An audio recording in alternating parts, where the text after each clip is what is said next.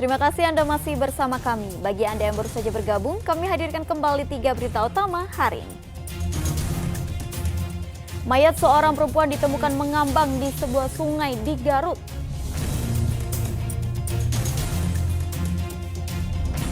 Dua balita kembar di Kabupaten Cirebon menderita stunting sejak umur 5 bulan.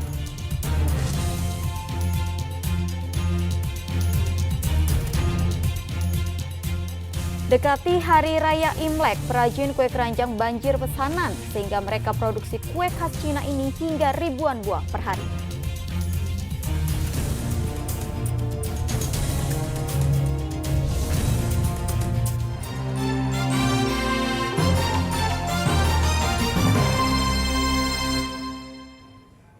Polda Jawa Barat melimpahkan kasus pembunuhan ibu dan anak ke Kejaksaan Negeri Subang setelah berkas lengkap. Polisi juga menyerahkan 2 tersangka, yakni suami sekaligus ayah korban bersama barang bukti. Siap sidangnya, Nuk? Polda Jawa Barat melimpahkan kasus pembunuhan ibu dan anak ke Kejaksaan Negeri Subang setelah berkas dinyatakan lengkap. Limpahan ditandai penyerahan 2 tersangka, Ramdanu alias Danu dan Yosep Hidayah.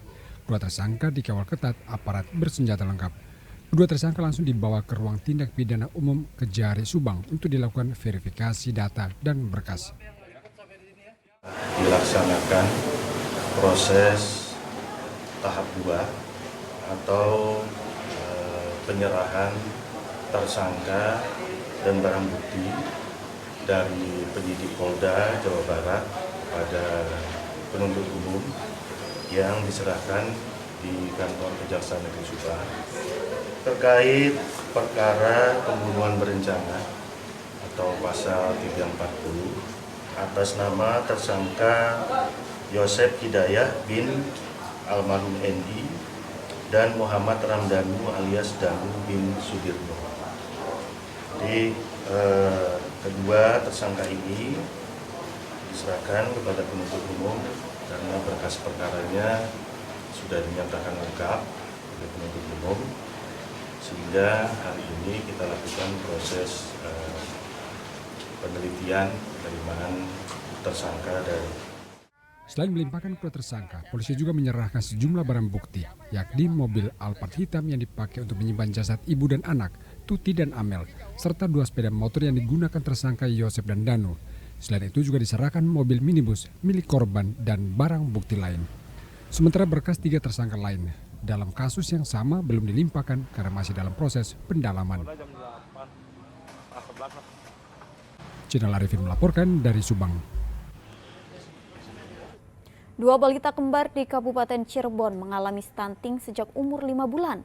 Faktor ekonomi menjadi salah satu penyebabnya. Untuk menangani kasus tersebut, polisi pun turun tangan menjadi orang tua asuh bagi anak stunting agar nutrisi mereka bisa tercukupi.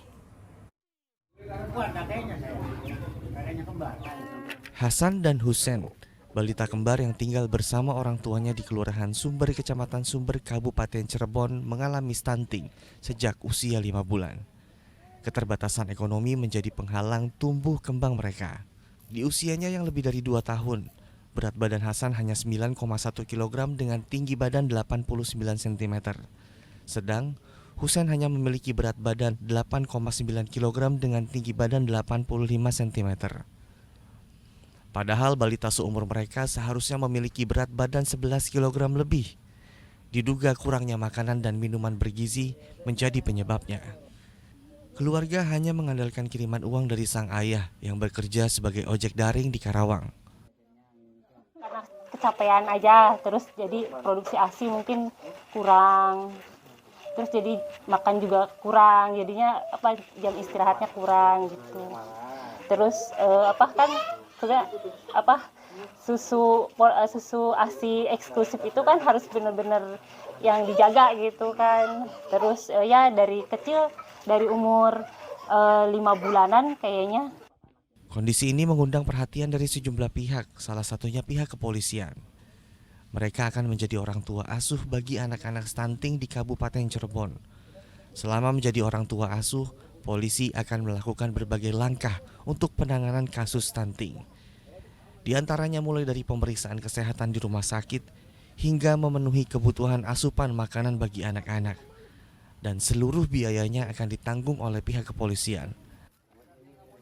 Datang ke rumah anak tersebut. Sedangkan untuk hasil pemeriksaan kami menunggu dari hasil pemeriksaan dokter, asesmen dokter. Itu menjadi anak angkat atau seperti apa? Menjadi anak angkat. Jadi kami di Polresta, kami ditunjuk sebagai bapak asuh anak stunting di Kabupaten Cirebon. Dari belasan ribu anak yang mengalami stunting di Kabupaten Cirebon, 202 orang diantaranya kini menjadi anak asuh dari Polresta Cirebon. Maruli Habibi melaporkan dari Kabupaten Cirebon. Jelang perayaan Tahun Baru Imlek, para perajin kue keranjang di Kota Bandung kebanjiran pesanan. Mereka harus meningkatkan jumlah produksi hingga ribuan per hari untuk memenuhi pesanan pelanggan. Suasana tempat pembuatan kue keranjang di kawasan Jalan Pajagalan, Kota Bandung makin sibuk menjelang Tahun Baru Imlek. Kue keranjang atau yang biasa disebut Nian Gao adalah kue tradisional untuk perayaan Imlek yang dipergunakan sebagai sesaji untuk upacara sembahyang leluhur, bahkan sebagai makanan khas untuk disajikan maupun dibagikan. Permintaan kue khas Imlek seperti tahun lalu juga meningkat mendekati Hari Raya. Tidak heran para perajin meningkatkan produksi harian hingga ribuan kue untuk melayani pesanan. Biasa ya, kalau udah mendekati mau Imlek itu terjadi peningkatan sih, mulai banyak aja. Berapa persen, Pak? Sama tahun lalu mungkin hampir sama aja sih jumlah pesanannya mah. Dodol jenis apa yang disediakan? Dodolnya sebenarnya kan kue keranjang satu jenis, cuman ada 3 rasa. Ada yang original, pandan sama kue jeruk itu sih.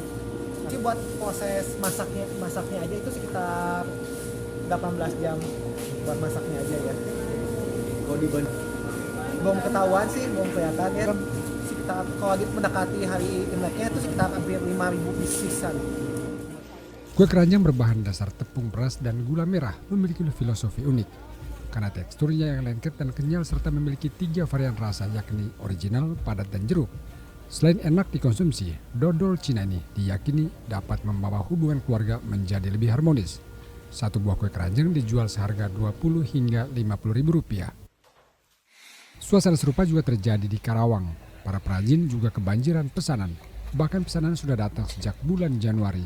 Produksi kue keranjang tahun ini lebih tinggi dari tahun lalu. Ya, kalau sebelumnya saya di antara 25 sampai 30-an. jadi ada kenaikan ya. Kenaikan. Jadi asal kenaikannya karena harga sembako. Harganya. Bakunya naik. Betul, harganya yang naik. Setiap hari itu naiknya. Untuk kue keranjang dijual seharga Rp50.000 per kilogram, naik dari Rp30.000 per kilogram. Tim Liputan melaporkan dari Kota Bandung dan Karawang. Jelang Tahun Baru Imlek, umat Buddha di Purwakarta membersihkan dan menghias wihara dengan ornamen berwarna merah. Mereka juga memandikan patung dewa-dewi dengan air khusus yang sudah disiapkan. Setiap tahun menjelang Imlek, umat Buddha di Purwakarta membersihkan wihara Tridharma. Bersih-bersih dilakukan di bagian depan wihara serta bagian dalam wihara, meliputi peralatan sembahyang, altar, pelita, serta hiasan yang berada di dalam wihara. Selain bersih-bersih, umat wihara juga memandikan patung dewa-dewi dengan air kembang yang dicampur melati. Prosesi ini merupakan simbol penghormatan untuk para dewa dan leluhur, dan juga sebagai upaya pembersihan jiwa raga. Setelah membersihkan wihara dan beribadah, mereka selanjutnya akan menyalakan lilin raksasa.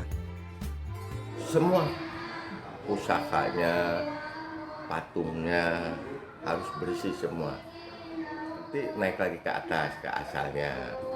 Nah, baru nanti sudah naik di atas, sudah beres semua.